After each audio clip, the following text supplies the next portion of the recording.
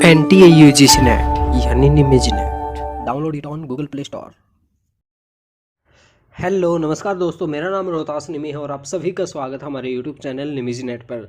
दोस्तों आज हम हायर एजुकेशन के अंदर स्वतंत्रता के बाद भारत में बनी कुछ शिक्षा समिति और आयोग के बारे में बात करने वाले हैं।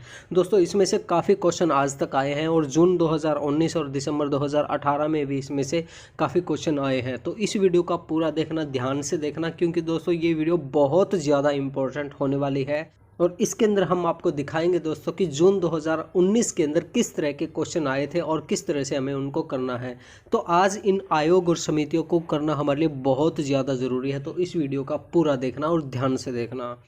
दोस्तों मई 2021 एग्जाम के लिए आप हमारा स्पेशल होली ऑफर ज्वाइन कर सकते हैं। केवल 499 रुपये में आप पेपर फर्स्ट की अच्छे से तैयारी कर सकते हैं। इसके अंदर आपको ऑल 10 यूनिट के स्टडी नोट्स मिलेंगे, एड फ्री वीडियोस मिलेंगी, लाइव मॉक टेस्ट मिलेंगे, 2012 से लेके 2020 तक सभी शिफ्ट के क्वेश्चन पेपर मिलेंगे। हिंदी इंग्लिश में पेपर फर्स्ट और पेपर सेकंड दोनों मिलेंगे विद आंसर। और दोस्तों इसके साथ साथ आपको 2012 से लेकर 2020 तक यूनिट वाइज क्वेश्चन मिलेंगे। इसे आप बिल्कुल आसानी से पता लगा सकते हैं कि ऐसे कौन से क्वेश्चन है जो बार बार रिपीट होते हैं। और इसके साथ साथ दोस्तों आपको 25 दिन की मैराथन क्लास भी मिलेगी और इस कोर्स की पूरी वैलिडिटी 60 दिन तक होगी, यानी कि जब तक आपके एग्ज़ाम ख़त्म होंगे मई में तब तक आपकी इसकी वैलिडिटी होगी। तो दोस्तों जल्दी से जल्दी इस ऑफर को ज्वाइन कीजिए। लिंक आपको वीडियो डिस्क्रिप्शन बॉक्स में मिल जाएगा या फिर आप हमें व्हाट्सएप पे भी मैसेज कर सकते हैं। थैंक यू दोस्तों। चलिए दोस्तों सबसे पहले हम बात करते हैं विश्वविद्यालय शिक्षा आयोग की। इसे दोस्तों राधा कृष्ण आयोग भी कहा जाता है। यहाँ पे एक चीज़ दोस्तों आपको कंफ्यूज कर सकती है, ये यूजीसी नहीं है दोस्तों, ये यूनिवर्सिटी एजुकेशन कमीशन है, यूईसी है। कई लोग इसमें कंफ्यूजन हो जाते हैं, वो सोचते हैं कि ये यूजीसी की बात कर रहे हैं। नहीं दोस्तों, ये यूईसी की बात चल रही है, यूनिवर्सिटी एजुकेशन कमीशन की। इसमें देख लेते हैं क्या खास बात है। भारत सरकार द्वारा नवंबर 1948 में भारतीय विश्वविद्यालय शिक्षा की अवस्था पर रिपोर्ट देने के लिए नियुक्त किया गया था। यानी कि भारतीय विश्वविद्यालय शिक्षा की अवस्था पर क्या स्थिति है उनकी, उसकी रिपोर्ट देने के लिए राधा कृष्ण आयोग या फिर विश्वविद्यालय शिक्षा आयोग को नियुक्त किया गया था। ये क्वेश्चन आ सकता है दोस्तों। और ये क्या था दोस्तों, यह स्वतंत्र भारत का पहला शिक्षा आयोग था। ये चीज़ हमें ध्यान रखना बहुत ज़्यादा ज़रूरी है। और इसके बाद कुछ इसके जो लक्ष्य जांच थी वो इस प्रकार है, वो यहाँ पे देख सकते हैं दोस्तों। जैसे कि उच्च शिक्षा के लक्ष्यों को निर्धारित करना, उच्च शिक्षा के विषय में अपनी राय देना, उच्च शिक्षा के शिक्षण सत्र को बढ़ाना। तो यहाँ पे इनके कुछ जांच के स्तर थे, वो यहाँ पे आप देख सकते हैं सभी के सभी। और आप चाहे तो इस वीडियो को अच्छे से ये पढ़ लेना दोस्तों, क्योंकि इसमें से शायद क्या पता कुछ आ जाए। उसके बाद सेकंड नंबर पे है दोस्तों हमारे पास मुदालियर शिक्षा आयोग। इसकी स्थापना 1952 के अंदर हुई थी और इसके जो संस्थापक थे वो थे दोस्तों लक्ष्मण स्वामी मुदालियर की अध्यक्षता में इसकी स्थापना की गई थी। और इस आयोग को दोस्तों माध्यमिक शिक्षा आयोग भी कहा जाता है, ये हमें ध्यान में रखना ज़रूरी है। और इसकी स्थापना 23 सितंबर 1952 को हुई थी। और इसने जो सुझाव दिए थे वो क्या दिए थे दोस्तों, इसने कहा था कि 4 या 5 वर्ष तक जो शिक्षा होनी चाहिए वो प्राइमरी शिक्षा होनी चाहिए और उसके बाद में सेकेंडरी शिक्षा को 2 भागों में बांटना चाहिए।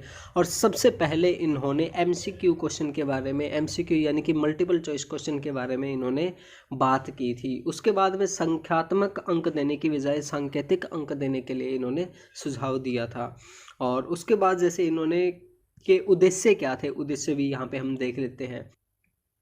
भारत की तत्कालीन माध्यमिक शिक्षा की स्थिति का अध्ययन करके उस पर प्रकाश डालना, विभिन्न प्रकार के माध्यमिक विद्यालयों का पारस्परिक संबंध, यानी कि एक दूसरे के साथ कनेक्ट होने चाहिए, वो उनके एक दूसरे के साथ रिलेशन होने चाहिए। माध्यमिक शिक्षा का प्राथमिक शिक्षा, बेसिक तथा उच्च शिक्षा के साथ संबंध होना चाहिए, ये इन्होंने कुछ सुझाव दिए थे। और उसके बाद जो सबसे इम्पोर्टेंट आता है दोस्तों हमारे पास आता है डॉक्टर DS कोठारी आयोग। इसमें से काफ़ी क्वेश्चन आए हैं दोस्तों। देखिए इसकी स्थापना सबसे पहले हमें ये ध्यान में रखना कि 1964 के अंदर हुई थी। और इसके अंदर जो इसके अध्यक्ष थे वो थे डॉक्टर दौलत सिंह कोठारी थे। इसका गठन दोस्तों स्कूली शिक्षा प्रणाली को नया आकार व नई दिशा देने के उद्देश्य से किया गया था। इसे दोस्तों कोठारी आयोग के नाम से भी जाना जाता है। इसकी जो मोस्ट इम्पोर्टेंट बात है दोस्तों वो हम देख लेते हैं। आयोग ने स्कूली शिक्षा की गहन समीक्षा प्रस्तुत की, जो भारत के शिक्षा के इतिहास में आज के सर्वाधिक गहन अध्ययन माना जाता है। इस आयोग ने सबसे ज़्यादा फोकस किया था स्कूली शिक्षा के ऊपर दोस्तों, और ये क्वेश्चन भी आ चुका है हमारे में। मैं आगे आपको दिखाऊंगा कि जून में इसमें से कैसे क्वेश्चन आया है। कोठारी आयोग या राष्ट्रीय शिक्षा आयोग भारत का पहला शिक्षा आयोग था जिसने अपनी रिपोर्ट में सामाजिक बदलाव को ध्यान में रखते हुए कुछ ठोस सुझाव दिए थे। दोस्तों इसे हम राष्ट्रीय शिक्षा आयोग के नाम से भी जानते हैं, ये भी हमें पता होना जरूरी है। और यह भारत का ऐसा पहला शिक्षा आयोग था दोस्तों जिसने अपनी रिपोर्ट में सामाजिक बदलावों को ध्यान में रखते हुए कुछ ठोस सुझाव दिए थे। और मैं वीडियो में दिखाऊंगा आगे कि किस तरह से इसमें से क्वेश्चन आए हैं। आगे बात करते दोस्तों हम राष्ट्रीय शिक्षा नीति पर पुनर्विचार 1992 में, एक सजग व मानवतावादी समाज के लिए शिक्षा का इस्तेमाल, इसे आचार्य राममूर्ति समिति भी कहा जाता है। इसमें कुछ ज़्यादा खास नहीं था दोस्तों। एम बी बूच समिति साल 1989 के अंदर दूरस्थ शिक्षा माध्यम पर बनी पहली शिक्षा समिति, यानी कि डिस्टेंस एजुकेशन पे जो सबसे पहली समिति बनी थी वो थी दोस्तों एम बी बूच समिति थी। और उसके बाद दोस्तों जी राम रेड्डी समिति सन 1992 के अंदर बनी थी, दूरस्थ शिक्षा पर केंद्रित परामर्श समिति थी। इन दोनों के अंदर ये डिफरेंस आपको पता होना चाहिए। ये क्या थी दोस्तों, सेंट्रल थी। तो ऐसे क्वेश्चन आ सकता है कि निम्नलिखित में से कौन सी ऐसी समिति थी जो दूरस्थ शिक्षा पर केंद्रीय परामर्श समिति थी। ठीक है, तो ये हमें पता होना चाहिए। उसके बाद दोस्तों एक और जो मोस्ट इम्पोर्टेंट हमारे पास आती है वो है प्रोफेसर यशपाल समिति। 1992 में भारत सरकार के मानव संसाधन विकास मंत्रालय ने एक राष्ट्रीय सलाहकार समिति का गठन किया। इसकी जो मुख्य बातें थी वो क्या थी दोस्तों, समिति को इस बात पर विचार करना था कि शिक्षा के सभी स्तरों पर विद्यार्थियों, विशेषकर छोटी कक्षा के विद्यार्थियों पर पढ़ाई के दौरान पड़ने वाले बोझ को कैसे कम किया जाए। ये देखिए दोस्तों इसमें क्या कहा गया, ध्यान से पढ़िए। इसमें कहा गया था कि शिक्षा के सभी स्तरों पर विद्यार्थियों, विशेषकर छोटी कक्षा के विद्यार्थियों पर पढ़ाई के दौरान पड़ने वाले बोझ को कैसे कम किया जाए, इसके ऊपर विचार किया गया था। और ये क्वेश्चन आ सकता है दोस्तों, काफ़ी इम्पोर्टेंट है। और इसने क्या कहा था दोस्तों, यहाँ पे हमने काफ़ी चीज़ें लिखी हुई, आप यहाँ से आप आसानी से पढ़ सकते हैं, लेकिन हम इसके अंदर मेन इम्पोर्टेंट बातें पढ़ रहे हैं। दोस्तों समिति ने शिक्षा की तमाम मुश्किलों की जांच परख करते हुए लिखा, क्या लिखा वो हम देखते हैं। बच्चों के लिए स्कूली बस्ते के बोझ से ज़्यादा बुरा है न समझ पाने का बोझ। ये देखिए, इसे समझने की कोशिश कीजिए। ये कह रहे हैं कि बच्चों के लिए स्कूली बस्ते के बोझ से ज़्यादा कौन सा बोझ है, बच्चे के ना समझ पाने का बोझ। यानी कि बच्चे को अगर कुछ समझ में ही ना आए तो वो कितना बड़ा बोझ है। बस्ते का बोझ तो हैंडल कर सकता है जैसे तैसे करके, लेकिन ना समझ पाने का जो बोझ है वो बहुत बड़ा है। समझ में आना बहुत ज़्यादा ज़रूरी है बच्चे को। और उसके बाद दोस्तों 2005 में प्रोफेसर यशपाल की अध्यक्षता में ही राष्ट्रीय पाठ्य चर्चा की रूपरेखा बनाने के लिए एक राष्ट्रीय संचालन समिति का गठन किया गया। अब इसमें से भी क्वेश्चन आया दोस्तों, राष्ट्रीय पाठ्य चर्चा की रूपरेखा बनाने के लिए किस समिति का गठन किया गया था। इस तरह से एक क्वेश्चन आया था दोस्तों, वो भी हम आपको दिखाएंगे। और इसमें जैसे मैंने आपको बताया भी, इनकी और भी काफ़ी सारी चीज़ें जैसे यहाँ पे दी हुई है ब्लैक के अंदर, आप ये पढ़ लेना दोस्तों वीडियो रोक के। और उसके बाद में दोस्तों फिलहाल यही रूपरेखा हमारी स्कूली शिक्षा की मार्गदर्शक बनी हुई है, ये भी हमारे लिए इम्पोर्टेंट है। उसके बाद में दोस्तों नंबर 8 पे रामलाल पारेख समिति, यह समिति दोस्तों बीएड पत्राचार के लिए बनाई गई थी। उसके बाद 9 पे है प्रोफेसर खैरमा लिंग दोहस समिति। इसने दोस्तों पत्राचार बीएड अवधि 14 माह तय की गई थी इसके दौरान। और प्रोफेसर आर टकवाले समिति, इसमें क्या कहा गया था, सेवारत अध्यापकों हेतु पत्राचार में बीएड की बात कही गई थी। और उसके बाद जो मोस्ट इम्पोर्टेंट आती है दोस्तों वो है हमारे पास राष्ट्रीय ज्ञान समिति, और इसे द नेशनल नॉलेज कमीशन भी कहा जाता है। इसकी स्थापना हुई थी दोस्तों 2005 में हुई थी। एक डायरेक्ट क्वेश्चन आया था कि राष्ट्रीय ज्ञान आयोग की स्थापना कब हुई थी, वो हमें बताना था। तो इस तरह से भी डायरेक्ट भी हमसे पूछ सकते हैं। तो इसकी जो मुख्य बातें थी वो हम देख लेते दोस्तों। शिक्षा अर्थात सूचना व ज्ञान कैसे सब लोगों तक सुलभ हो, ज्ञान का संरक्षण कैसे हो, ज्ञान का विस्तार कैसे हो, वह अधिक से अधिक लोगों तक पहुंचे तथा ज्ञान की गुणवत्ता कैसे बढ़े, इस आयोग का मुख्य उद्देश्य व कार्य थे। तो दोस्तों ये आ सकता है इस तरीके से क्वेश्चन पेपर में कि 4-5 लाइनें दे देंगे और कह देंगे निम्नलिखित में से ये कौन से आयोग के कार्य या उद्देश्य थे। तो ये हमें पता होना जरूरी है। राष्ट्रीय आयोग के कार्यों में शिक्षा के ऐसे स्वरूप को विकसित करना है जिसमें भारत की अमूल्य प्राचीन परंपरा व सांस्कृतिक धरोहर को सजोकर उसे नई पीढ़ी को सौंपा जा सके। अब देखिए इसके अंदर क्या कहा गया है दोस्तों, इसमें ये कहा गया कि इसका जो एक और मुख्य उद्देश्य था वो क्या था दोस्तों, भारत की अमूल्य प्राचीन परंपरा व सांस्कृतिक धरोहर को संजोकर उसे नई पीढ़ी को सौंपा जा सके, ये भी इसका एक मेन उद्देश्य था। तो ये चीज़ें हमें पता होना जरूरी है दोस्तों, और ये सारी चीज़ें आप एक बार पढ़ जरूर लेना। और इस आयोग ने अपनी एक रिपोर्ट में शिक्षा को व्यावसायिक शिक्षा व पेशेवर शिक्षा 2 भागों में बांटने का सुझाव दिया था। ये चीज़ भी हमें पता होना चाहिए। और उसके बाद जो दोस्तों नंबर 12 पे जस्टिस JS वर्मा समिति आई थी 2012 के अंदर, शिक्षकों की अक्षमता की समय समय पर जांच, यानी कि शिक्षक के अंदर कितनी एबिलिटी है उनकी जांच होनी चाहिए समय समय पर, ये इस JS वर्मा समिति ने कहा था। और फिर है दोस्तों राष्ट्रीय शिक्षा नीति। अब ये देखिए ये 2017 के अंदर आई थी, इसे नेशनल एजुकेशन पॉलिसी कहा जाता है। और इसका क्या कार्य था दोस्तों वो हम देख लेते हैं। इस समिति का गठन डॉक्टर कस्तूरी रंजन की अध्यक्षता में हुआ था। भारत सरकार के मानव संसाधन विकास मंत्रालय द्वारा इसका गठन किया गया था। और इसके अंदर क्या है दोस्तों, इसके अंदर देखते इस समिति को राष्ट्रीय शिक्षा नीति 2017 का मसौदा तैयार करने की जिम्मेवारी दी गई थी। और इसके अंदर जो मेन बातें वो हम देखते हैं दोस्तों, यहाँ पे आप वैसे पढ़ सकते हैं। यही चीज़ें हैं कि इसका गठन कब किया गया, किसने किया गया था, नॉर्मल बातें दोस्तों आप यहाँ से पढ़ सकते हैं। और प्रोफेसर DP सिंह ने एक ऐसी समग्र शिक्षा की जरूरत पर विशेष बल दिया जो आधुनिक ज्ञान और प्राचीन बुद्धिमत्ता के बीच समुचित संतुलन स्थापित कर सके। यानी कि इसने एक मुख्य बात क्या कही थी दोस्तों, हमारा आधुनिक ज्ञान जो है वो प्लस में प्राचीन बुद्धिमत्ता, उन दोनों को मिला के हमें अच्छी शिक्षा नीति अपनानी चाहिए। और उसके बाद में और भी कई चीज़ें थी, आप यहाँ पे पढ़ लेना, बिल्कुल आसान दिया हुआ है। और उसके बाद में दोस्तों एक और जो मोस्ट इम्पोर्टेंट चीज़ है वो हम और देख लेते हैं, higher education commission of India. ये अभी तक फाइनलाइज नहीं हुआ है दोस्तों। इसके अंदर क्या कहा गया है, HRD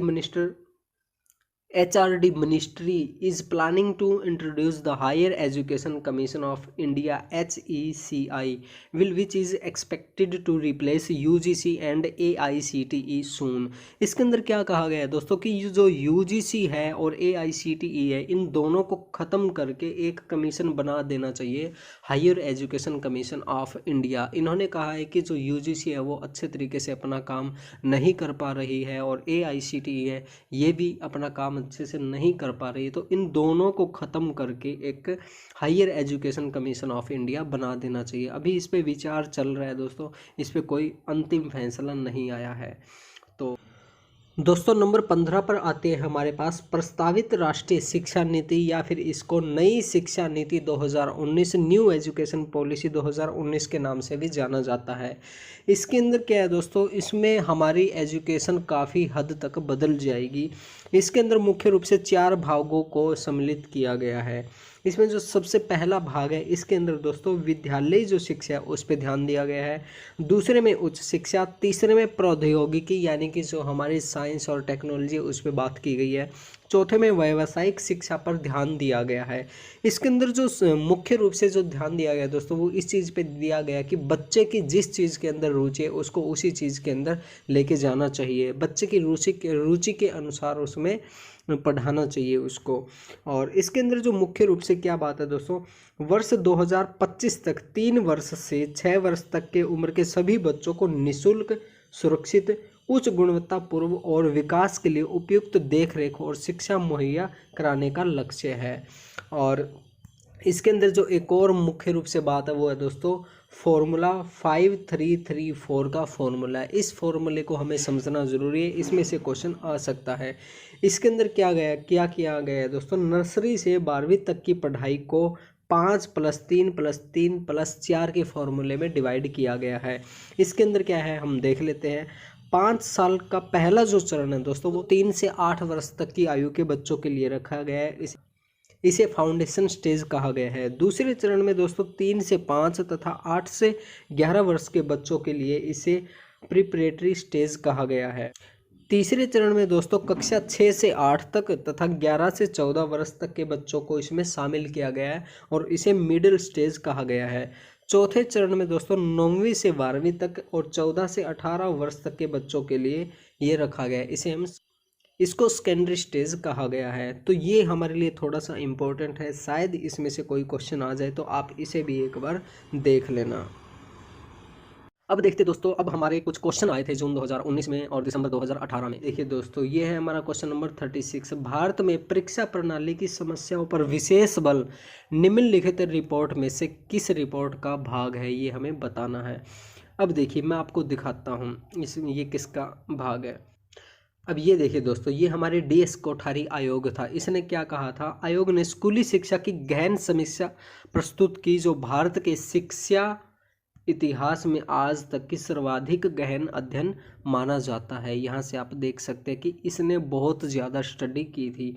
और इसे देखिए कोठारी आयोग या फिर राष्ट्रीय शिक्षा आयोग भी कहा जाता है। ये 1964 के अंदर आया था और यही उस क्वेश्चन का आंसर है दोस्तों। यहाँ पे मैं दिखा देता हूँ, ये देखिए। अब देखिए इस क्वेश्चन में यही दिया हुआ है, भारत में परीक्षा प्रणाली की समस्याओं पर विशेष बल निम्नलिखित रिपोर्ट में से किस एक रिपोर्ट का भाग है, वो हमें बताना है।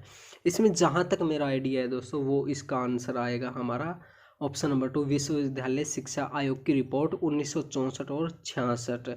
देखिए इसका आंसर, ऑफिशियल आंसर हमें नहीं पता है क्या होगा इसका, लेकिन जहाँ तक मेरा आइडिया है इसका आंसर ऑप्शन नंबर 2 होगा। अगर आपको इसका आंसर कुछ और लगता है तो वो आप हमें बता सकते हैं। और आगे क्वेश्चन देखते हैं दोस्तों। आगे है हमारे पास क्वेश्चन नंबर 40। इसके अंदर इन्होंने क्या दिया है, in post independence India which one of the following committee commission report deal with all level of education in India. सभी तरह की एजुकेशन लेवल के बारे में किसने बात की थी दोस्तों, वो हमें बताना है। इसके अंदर दिया है ऑप्शन नंबर 3, कोठारी आयोग यानी कि कोठारी कमीशन। अब देखिए ये बात भी इसी के अंदर कही गई थी दोस्तों। अब ये बात भी दोस्तों कोठारी आयोग के अंदर की गई थी। आप एक बार दोबारा इसे पढ़ लेना, आपको समझ में आ जाएगा। तो यहाँ से अपना जो आंसर आएगा दोस्तों, इसका आंसर भी क्या आएगा, इसका आंसर हमारा ऑप्शन नंबर 3 कोठारी कमीशन आएगा। इसका ऑफिशियल आंसर यही है दोस्तों UGC का। ये जो क्वेश्चन है दोस्तों, ये क्वेश्चन है दोनों के दोनों सेम है। ये हमारी पिक है यानी कि इमेज है और ये टाइप किया हुआ है। देखिए इसके अंदर हम पढ़ने की कोशिश करते हैं कि the education commission of India that first took serious note of the problem brain drain बाज। तो इसका आंसर दोस्तों इन्होंने ऑप्शन नंबर ए दिया है, the education commission of India. अब बात यहाँ पे ये समझ में नहीं आ रही दोस्तों, एजुकेशन कमीशन ऑफ इंडिया तो यहाँ पे इन्होंने क्वेश्चन में ही दे रखा है, तो ये पूछ क्या रहे हैं। यहाँ पे या तो क्वेश्चन मार्क, यहाँ पे डैश डैश डैश होना था, या फिर ये होना था that commission that first took serious note of the problem brain drain. यानी कि इन्होंने कमीशन का नाम तो यहीं पे दे दिया और फिर दोबारा ये कमीशन का नाम पूछ रहे। ये बात मेरे को समझ में नहीं आई दोस्तों, लेकिन इसका जो आंसर है, ऑफिशियल आंसर यही है दोस्तों, the education commission of India. तो आगे हम देखते हैं दोस्तों, आगे हमारा कैसा क्वेश्चन है। आगे है दोस्तों, ये हमारा जून 2019 के अंदर आया था। द नेशनल नॉलेज कमीशन, राष्ट्रीय ज्ञान आयोग was established in which year. ये हमें बताना है, ये हमें पता है दोस्तों, ये 2005 में इसकी स्थापना हुई थी। मैंने आपको पीछे भी बताया था, ये मैं आपको दिखा देता हूँ।